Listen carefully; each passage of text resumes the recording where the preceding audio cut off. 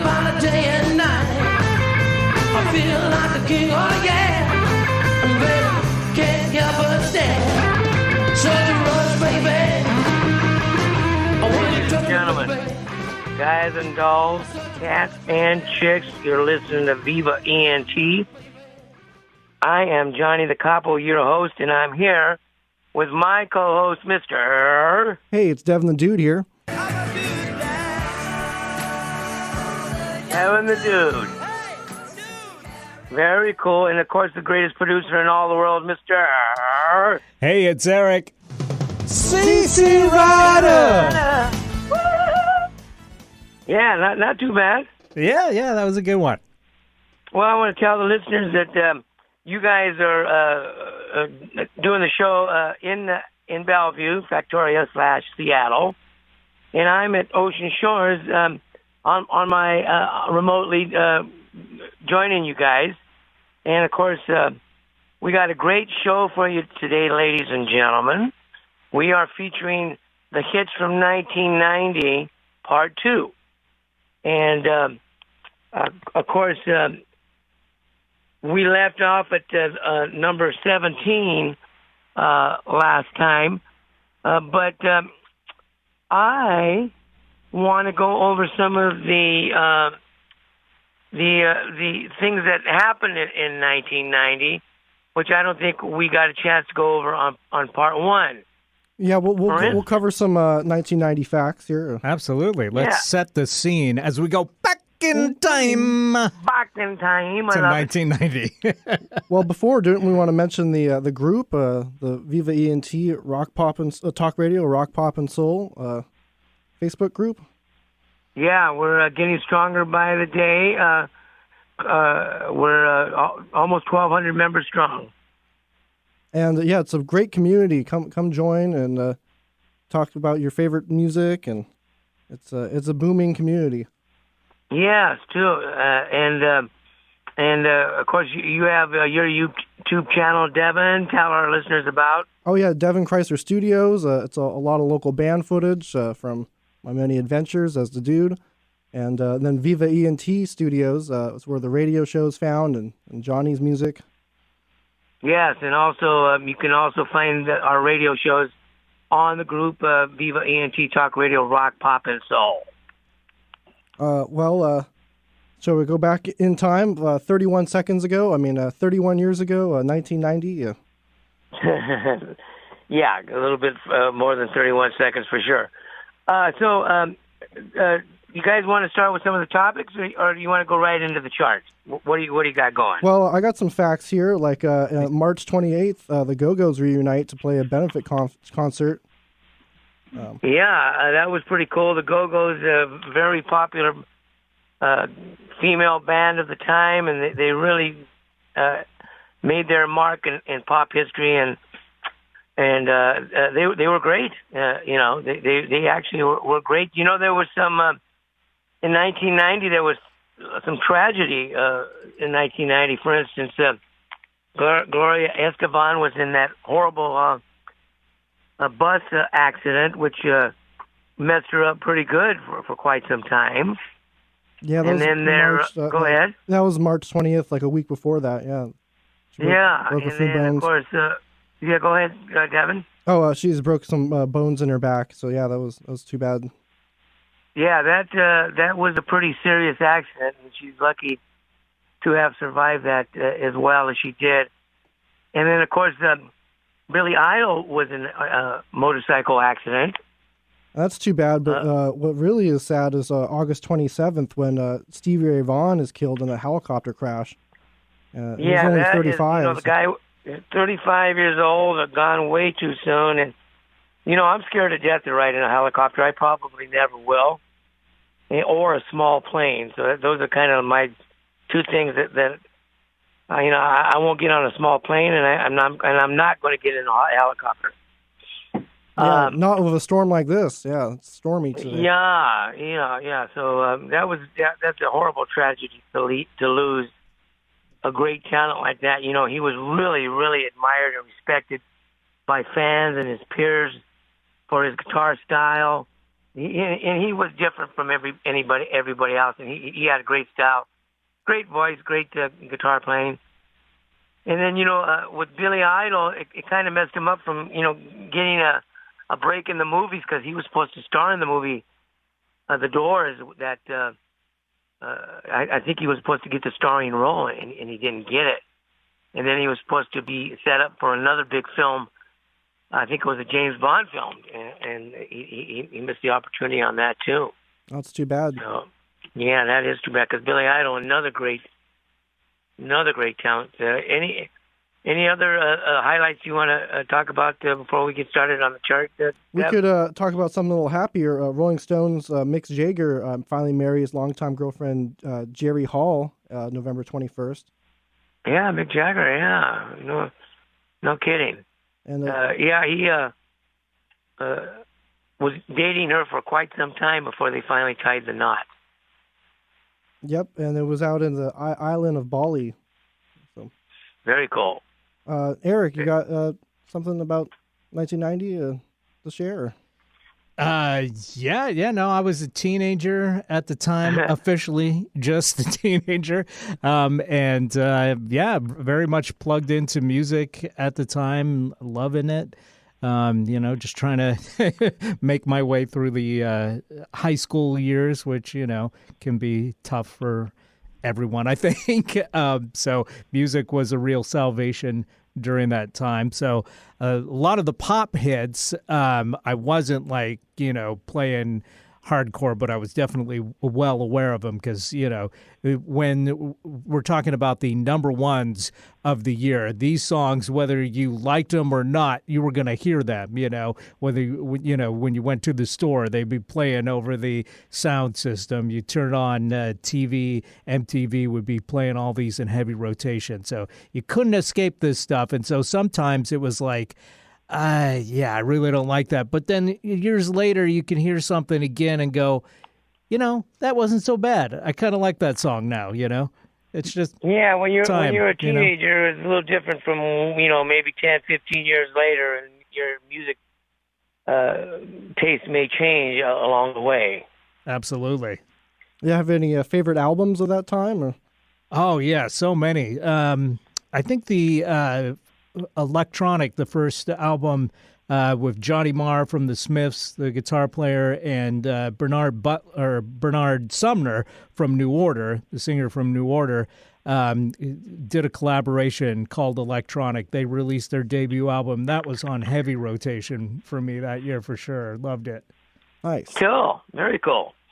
Well, shall we continue with 1990 Part 2 with number 17, Close to You by Maxi Priest?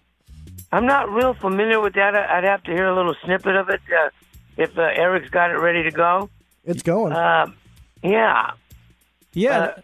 Now, Maxi Priest, he really made his career by doing pop standards, but kind of updating them with a R&B reggae kind of feel. Uh-huh. Living a life like a backstreet dream, telling the lies when the truth was clear. I think she knew what I wanted to hear. Spin them around like a wheel on fire, walking on tightrope and love. And I got to admit, this was a number one song in 1990, but I don't remember it at all. At the beginning, I don't remember, but as soon as that chorus kicks in, absolutely remember it now. Yeah, me too. I'm the same boat. I didn't recognize it until the chorus kicked in. And this was featured in the film Sleeping with the Enemy, if you've seen that one. That's right. Oh. Yeah, no, his first big hit in the U.S. was in 1988 when he did a cover of Wild World. Oh, yeah. Yeah, which went to number 25 back in 1988, but in his native UK went all the way up to number 5. And then he was off and running with big hits in the UK after that. But this one actually did better in the U.S. than it did in the UK. Wow, cool. Sometimes that's the way it happens. A lot of times the UK artists that finally break out and get to the United States have more success in the U.S. Than in the UK sometimes. A good example is the Beatles. Yep. And this is made number 2 in Australia too, so it's popular there. Cool. Yeah, it was a catchy little hit, especially when it got to the bridge. Otherwise, I'm with Eric. I didn't recognize it until it got there. Well, you might recognize this one, number 18, Black Velvet, Alana Miles. Yeah, are you familiar with this song, Eric? I got a whole story on it, for sure. Absolutely. This is one at the time I honestly wasn't familiar with, but years later I heard it and I thought, that's a great song. And, I kind of wonder why Alana Miles wasn't more popular than she was, because this song, first of all, went to number 1 in the U.S. It only went to number 7 in her native Canada. But then she scored a bunch of hits in Canada, but just no success in the U.S. after that. But, I mean, a gorgeous woman, a gorgeous voice, a great song. So I'm really surprised that this was kind of the last we heard of her in the U.S. But, this song still continued to be played in as a recurrent on many pop stations and actually a whole bunch of different formats. Because it's kind of got a country-ish kind of vibe too. Yeah, it's got a nice bass line in it. So I'm kind of taking it that you're not familiar with the fact that this song, the lyrics are about Elvis Presley. No, I never would have got that. But Devin mentioned it before the show, so tell us more. Yeah, if you can pull up the lyrics real quick, you can see that. Matter of fact, I should have done it before the show. But the song is written about the black velvet shirt that Elvis Presley's mother made for Elvis when he appeared at the Tupelo State Fair in 1957. It could have been 1956, but once you pull up the lyrics. Matter of fact, I could probably even do that right now. It's clear that the song is about Elvis Presley. Yeah, Mississippi in the middle of a dry spell. Jimmy Rogers on the Victrola up high. Mama's dancing with a baby on her shoulder. The sun is setting like molasses in the sky. The boy could sing, knew how to move, everything, always wanting more. He'd leave you longing for black velvet and that little boy smile. Black velvet with that slow southern style. New religion that'll bring you to your knees. Black velvet, if you please. And it goes on. Up in Memphis, the music's like a heat wave. So, yeah, I think you're onto something. Yeah, and then it says, love me tender, if you go on a little bit more. Leaves them crying in the aisle, yeah.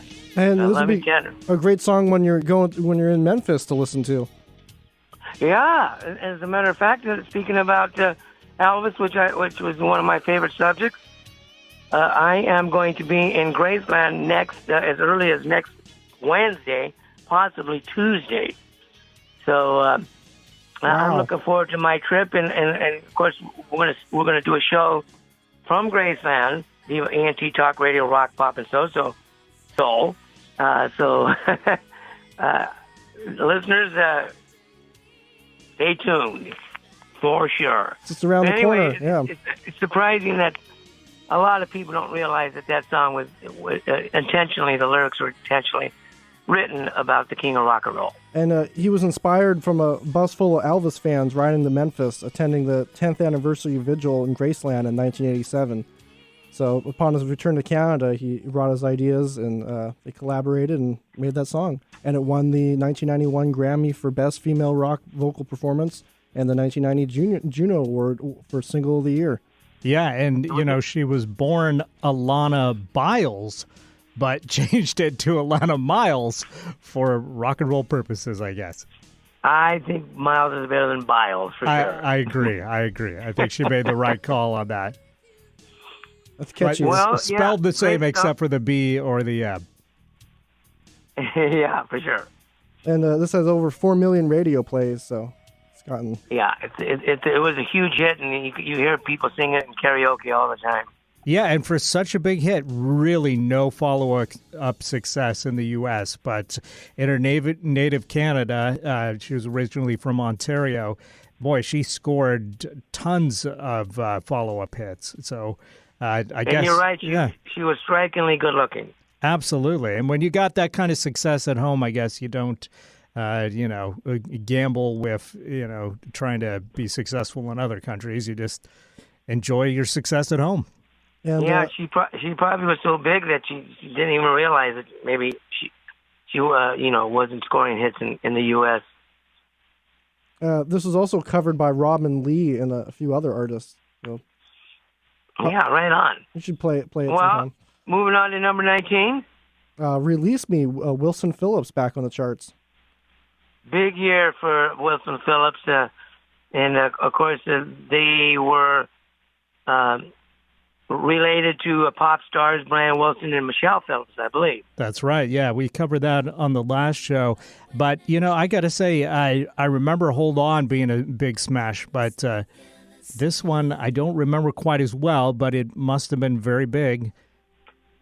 Do you have it up by any chance? Yep.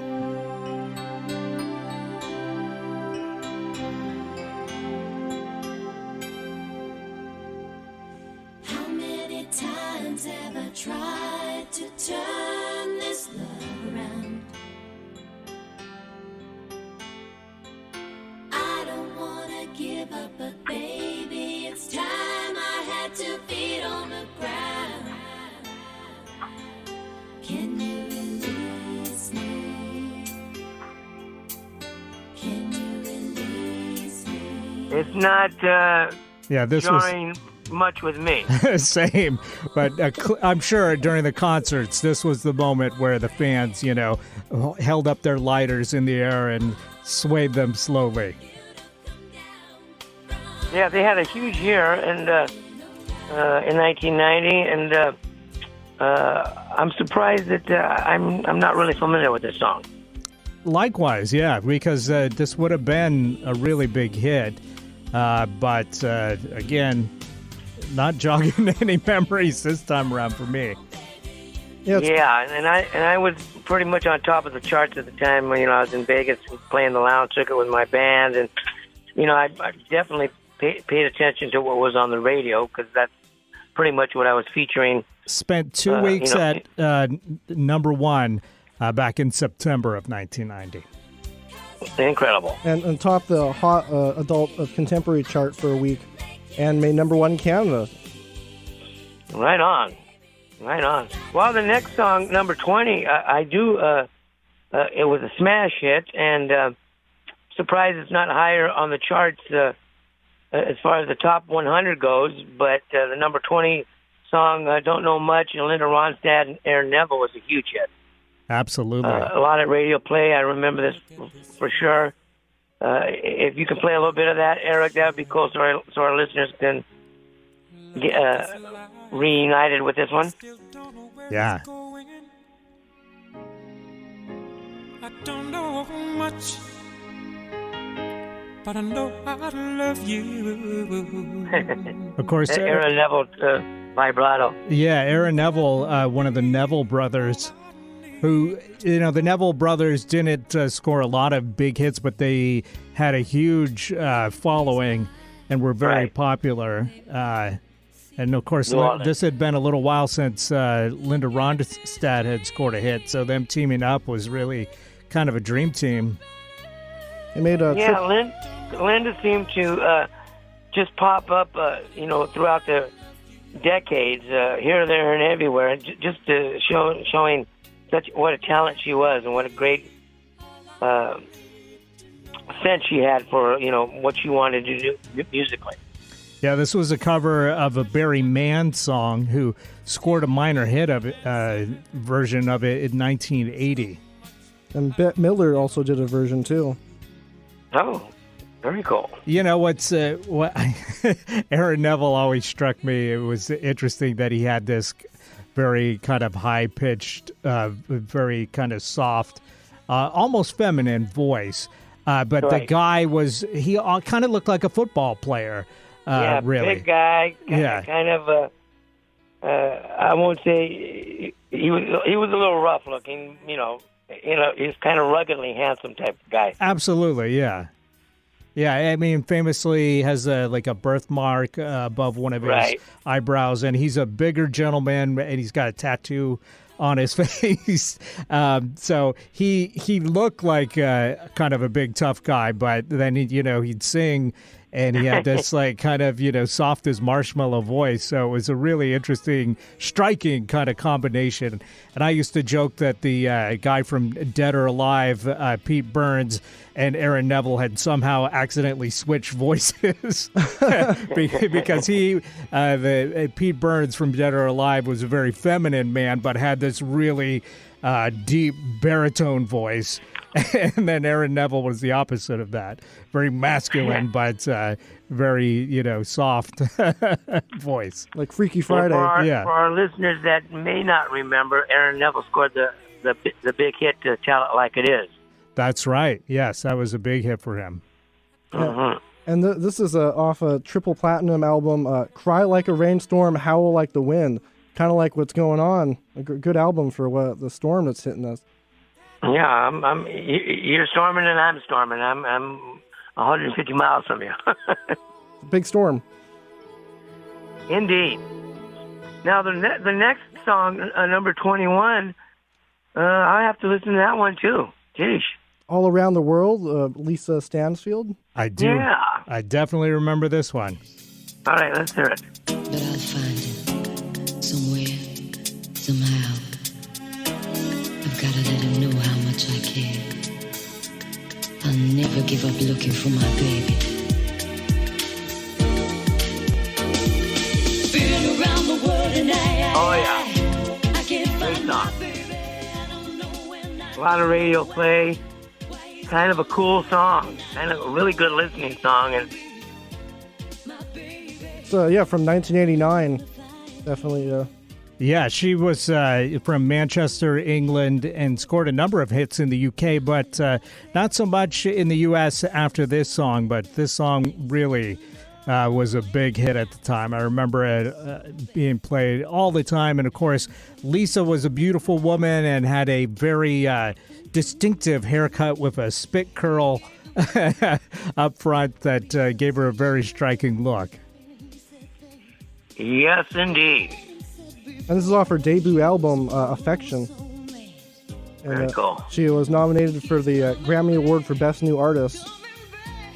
And also for Best Female Pop Vocal Performance. Cool. Very cool.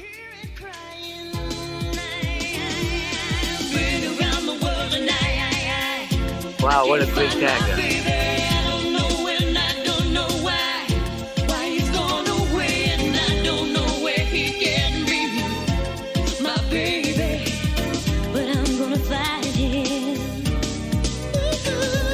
Yeah, the chorus is just really solid. It's a great song.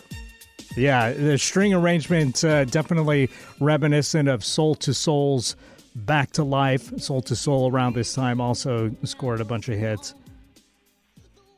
And Nice. that sound was just really huge in the UK. That dance beat with the strings. It was kind of a familiar type sound of 1990, I think. Absolutely. The new era, the music is changing at this time. Yeah, music was changing, for sure. Yeah, and, we're only, a few months away from grunge just blowing everything up. So it's interesting to hear, what was, just the year before, dominating the charts. Nothing, so far we haven't heard, really any rock hits in the top 100. So, and just the following year, it was like everything changed. Definitely. Yeah, it's a very good point, and I hear you loud and clear. I mean, Billy Idol's Cradle of Love would have been the closest in the top 20 for the year, right. For big rock hits, and that was. I like Cradle of Love, as I said on the last show. I don't know why, but I really liked it. To me, it was real catchy. Absolutely, very catchy. I like Rome, B-52's on this list, and Janie's Got a Gun, but it's down to 61. Free Fallin', that's a good rock song, or Tom Petty in 64. Yeah, kind of a softer rock type song. Absolutely, yeah. Wasn't quite the great song, but not quite the rock type edgy type sound. Wasn't like Running Down a Dream. Right. Yep. Oh, yeah. Petty Fever. I love that song. Yeah. It's great that At the Hop made the charts from Johnny Madera, number 97, as a part of Swing the Mood. Yeah. Jive Bunny and the Master Mixers. There's a whole bunch of songs, including At the Hop. Oh, yeah. I think Jailhouse Rock is in that too, isn't it? Yeah. Yeah, I remember Jive Bunny. That was an interesting thing. It was a kind of a cartoon character that they marketed as being the musician, even though clearly it was people. But the whole song was just them taking old hits and mashing them together, kind of like the Stars on 45 stuff that was big in the 70s. This was, but this was taking the actual recordings rather than just covering those, and just kind of mashed them together with a dance beat, and was very big. I mean, especially in the UK. But had some success here in the U.S. as well. But our next tune, Calloway, I Want to Be Rich. Yeah, this song I'm quite familiar with. It was all over the radio waves, and it was a catchy little tune. Yeah, this one has lived on, in TV and commercials and movies and stuff, a lot more than you might have expected, but... That's the band's only number 10 hit in the U.S. to make the top 10.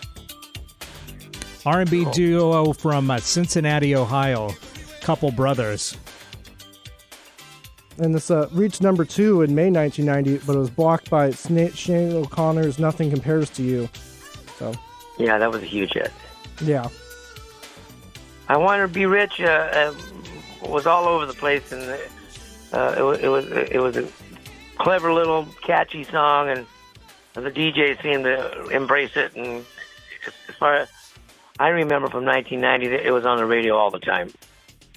Yeah, number 2 on the pop charts back in 1990. And Calloway, not to be confused with Cab Calloway. Right. No. But it was the Calloway brothers, Reginald and Vincent, that were the main members of this group. Very cool. Very cool. And it really, it definitely is of its time. I mean, you can hear, that keyboard sound you wouldn't really hear beyond, let's say, 1991. But in the 89 and 90, this was all over the charts, all over the airwaves. Could have been in Back to the Future 3. I mean, it could have if they hadn't gone back in time to the Old West. Where they had classical music. Yes. And country, maybe. Well, number 23 is Robby The White Ray, Johnny Gill. Yeah, let's listen to that.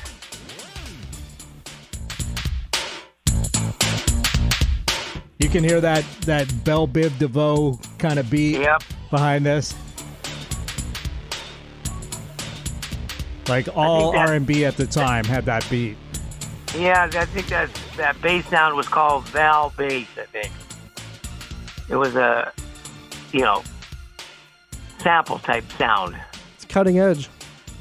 It was at the time, sure. Yeah. Yeah. I think that was called Val bass back in the day. And he was a member of New Edition, of course. So speaking of Belle Biv DeVoe, who also had their roots in New Edition, along with Bobby Brown. So that was the 5 members of New Edition, just all went on to pop success. That's surprising that all of them did score some success. This is some New Jack Swing, they say. Yeah, that's right. Yeah, New Jack Swing was the kind of term that was being thrown around quite a bit at the time that covered artists like, Johnny Gill, Bobby Brown, and Belle Biv DeVoe, and Color Me Bad, and stuff like that. And this is it was a good sound. It's from Motown label, their debut album. Well, speaking of Bobby Brown, he's on our next hit, number 24. She Ain't Worth It, but we got to take a quick break, so we'll get right into that as we come back from the break. Everybody. Marvelous. You're listening to Viva ENT, ladies and gentlemen. Stay tuned. Awesome. For your pleasure, I'm over here.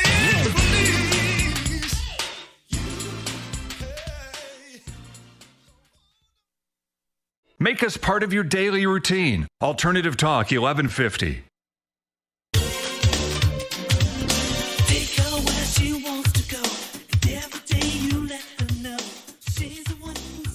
All right, we're back on Viva ENT, and we're talking about the top hits of 1990. Guys, why don't you reset the show here, and then we'll talk about what we're playing right now. Cool. Yeah, we've got Johnny the Capo on the line, and I'm Devin the Dude, and we got a producer, Eric C.C. Reidar, in the studio. That's right. And we're all the way down to number 24 of the top 100 hits of 1990. This one, She Ain't Worth It. It's Glenn Medeiros. I don't think I've ever heard this guy's name said out loud. Medeiros. That's right. I'm guessing. I'm guessing too. So you got to go. You're with probably closer than me. Get names like that. Medeiros. And this Medeiros featured Bobby Brown, so kind of a duet between the two. Yeah. And it's got that New Jack Swing kind of beat for sure. And this was number one for 2 weeks. It's not really ringing a bell with me too. It's weird that these songs in 1990 are not. Yeah, honestly, I don't remember this at all. But I think at the time you put Bobby Brown's name on anything, and you would have scored, a top 40 hit. Yeah, he was. He was. Too bad. A lot of things with Bobby Brown because he did have the talent, and he was a good entertainer. And I watched him on a Grammy Award show one time, and he blew me away. I think Glenn Medeiros. I don't know how his name is pronounced, so my apologies to Glenn. But I'm guessing Medeiros. Yeah, he was one of the few artists to come out of Hawaii and have national success. And then after his music career peaked, he actually went back to Hawaii, and he was a vice principal of a school in Honolulu, Hawaii, and then he became a professor at a university. So he's had a really interesting career. A lot of guys just try and continue in the music career and, keep throwing stuff at the wall until something hits or doesn't. But he saw the writing on the wall, I guess, and decided to go into education instead. What a pivot. Well, the thing is, the music path doesn't always bring in a steady paycheck. That's true. Right? Gigs come and go. Exactly. But if wishes came true. Yeah. Most of the musicians that I knew in Vegas that were pretty secure were married to a school teacher or something. I hate to say it, but it's true. Yeah. Yeah, to have a two-income family, I think, to make those early days in a music career work. Got to have something steady, yeah. If Wishes Came True by Sweet Sensation, that's our next song. Another one that doesn't ring my bell. I'm starting to feel kind of weird here. Yeah, same. It's like, was there a parallel universe that I fell into in 1990? Exactly. Or I didn't hear any of the top hits? Yeah. We got that one going? Yeah. I remember the name Sweet Sensation, but so far I don't remember this song at all. They were a freestyle dance music trio from the Bronx. So it's interesting that their big hit song was more of a ballad than a dance song. And they're playing with a flamenco guitar on this. And... Yeah, sorry to say that I don't. It doesn't ring a bell with me. Number 26. That means it was a huge hit. 25. Yeah. Yeah, number 25. It was a huge hit. Huge. And the music video is filmed in New York City. But haven't seen that. Being from the Bronx, that would make a lot of sense. Absolutely. Yeah, from their album Love Child, but I don't recall these ladies bothering the charts anymore after this song. I don't hear this on the radio stations I listen to mostly. So. Yeah, in fact, this was their first and only number one hit. After this, they had a number 59 from the same album called Each and Every Time. But boy, it's almost as if this has been wiped from the collective memory of America, because I don't remember this at all, and so I don't think this has been played on the radio much since then either. Maybe in New Zealand it was big there. Oh, well, maybe. you never know. I'll have to visit. And then the number 26 song is the same. I don't remember the name of the group and. Oh, you'll remember this one. Oh, absolutely. Now, this one, we talk about, Sweet Sensations song kind of disappearing. This one lived on like a few others. Snap, The Power. And I think you're definitely going to remember this, Johnny, once you hear it. Okay. I'm all for it.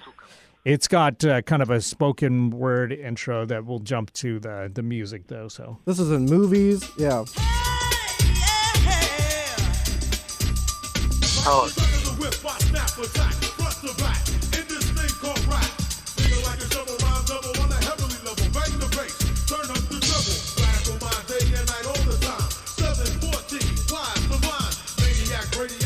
German dance act.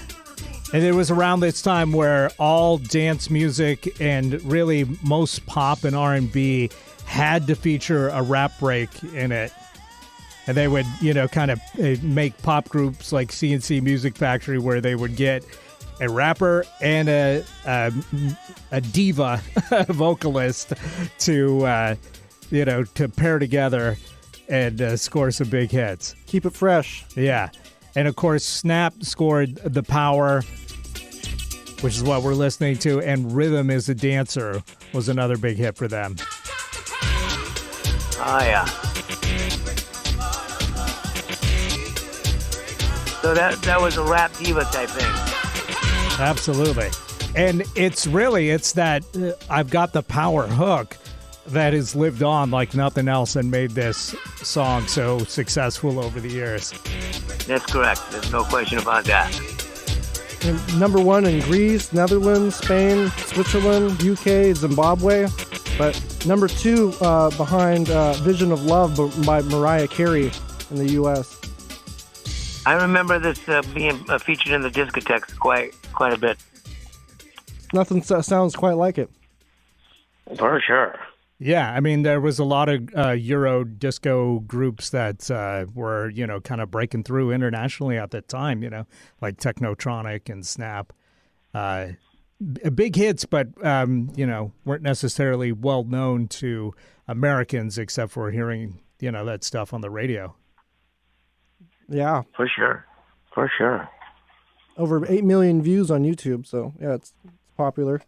All right. I think we kind of referenced when we were talking about Wilson Phillips how, the offspring of successful music artists can, sometimes make a splash early on, but then kind of disappear. And there's few examples of, the offspring of successful artists, having lengthy careers. And another example of that is Nelson, number 27. Can't Live Without Your Love and Affection. Now, this, of course, the sons of Ricky Nelson, Matthew and Gunnar Nelson. And the two boys, right? Yeah, that's right. Yeah, they both had long blonde hair, so they kind of stuck out and had their own look. And they released a very successful debut album called After the Rain, and this was the big hit from it.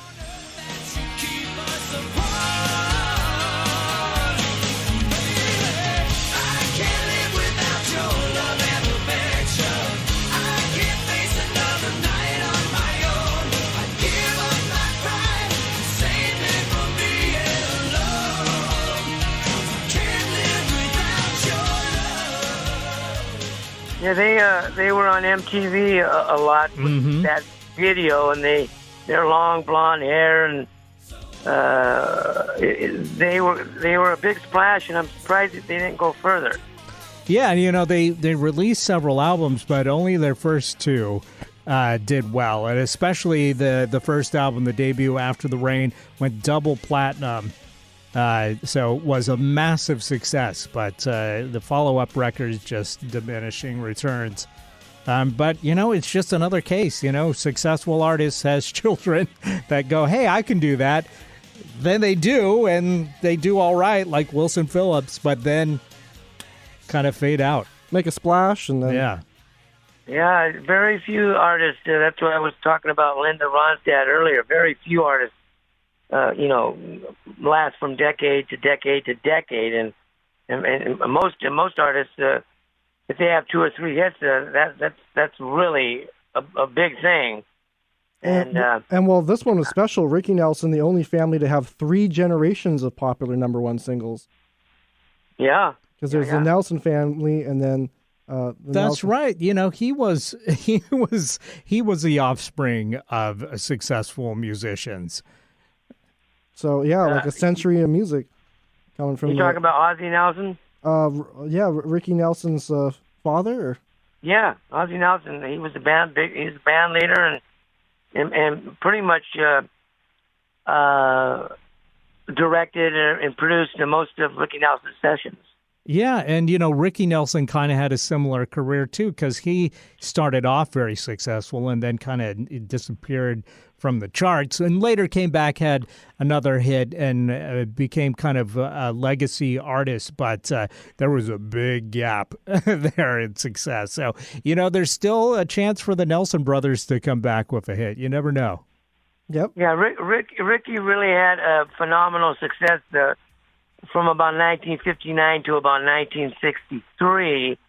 At one time, he was probably second only to Elvis as far as record sales, and he was huge. He was a big teen idol, being featured on TV every week. Yeah. And he really was a big star. And he really tried to change his image, and he tried to get away from the teen idol thing in the late 60s and early 70s. He scored a Garden Party in 72. Yeah. And then, of course, he tragically left us in that airplane crash. But he was on his way to make a comeback, and he was running around with guys like the Eagles, Randy Meisner, and guys like that. Some of those fellas were members of his band called the Stone Canyon Band. And Ricky Nelson had recorded a song by Bob Dylan, which was a minor hit for him.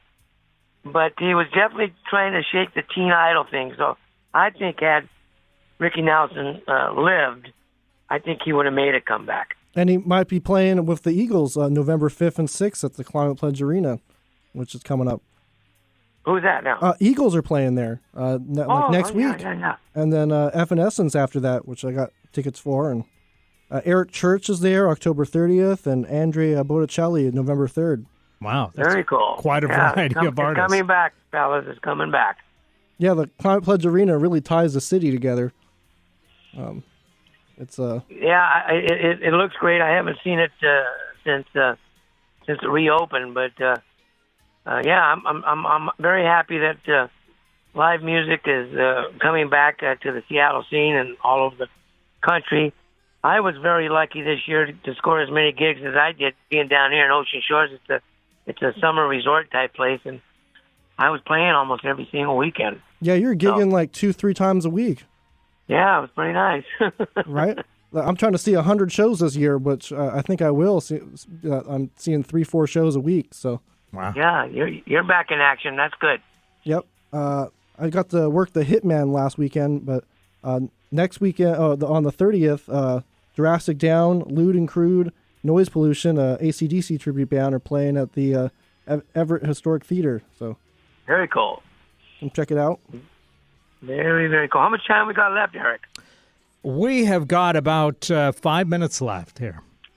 Well, good. In that case, we're leaving off with number 27 by the Nelsons. I think maybe might consider to do 1990 Part 3. But next week, we are going to be doing a show, and I'm going to be on the grounds of Graceland. And we're going to feature a couple of shows about the King, and I'm real excited. I've never been to Graceland. Everybody knows how huge of an Elvis Presley fan I am, and I'm really excited about it. And I'll keep you guys posted and let you know what's happening. I'm excited for you. Yeah, this is going to be great. Yeah, and Devin, you got anything to tell our listeners before we? Well, it got a couple more show announcements. Like Coup Contre Coup was playing at the Tractor Tavern on Halloween, and there's a Boo. I'm going to at WAMU. It's an electronic dance music festival, including artists like Cascade, which is at WAMU Theater on the Friday, tomorrow, and we've barely even scratched the surface on 1990. So I think we should do a part 3. I think we have to as well. Do we have time to get into Taylor Dayne, Eric? Yeah, I think we do. We've got a couple minutes left here. So, let's play a little bit of Love Will Lead You Back by Leslie Wonderman, or as other folks may know her, by her stage name, Taylor Dayne.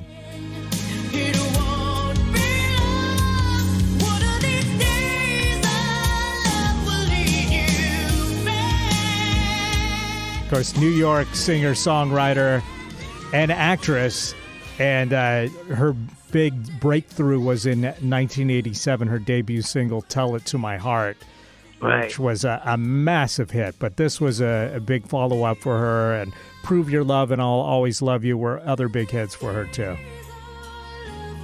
And she's still going strong, touring to this day. You said that her big hit was featured in 1987. That's right. Tell It to My Heart. Yeah. Yeah, that was a huge hit. And in the late 80s, the early 90s, there was a thing going on where artists like Taylor Dayne and others were appearing in shopping centers. And so, for instance, I remember in Vegas at the Fashion Show Mall, they had Taylor Dayne, she'd show up and sing to tracks, and they were quite successful. That's right. Tiffany famously got her start touring shopping malls, yeah. And I think Debbie Gibson spent some time doing the same thing. Right, so it was a big thing at the time, and I remember seeing Taylor Dayne in a small nightclub in Vegas, and right in the beginning of her success, and that little formula kind of faded out, but a lot of artists did really well with showing up to the gig and singing to a track, And attracting customers, they'll bring people. Yeah, it worked. I seen her at a small venue in Vegas, and I was quite impressed with her talent. Yeah, Can't Fight Fate, that was her album the song was off. The second single on it. Well, I think we got to leave folks with the number 29 hit for the year, which was Don't Want to Fall in Love by Jane Child. And I do remember this song, but mostly I remember the video because Jane Child was a very striking looking singer. She had a very interesting haircut, which was cornrows on a white woman, and they were all the top were all spiked straight up, and then she had one braid that went through a nose ring. So she was a very interesting looking singer for sure. But that, for such an avant-garde haircut, her music was just very straightforward pop music. Quite a look. Yeah. Yeah. I'm going to have to look her up. Yeah, looking at her, you would think maybe this is going to be, like a punk rock kind of thing.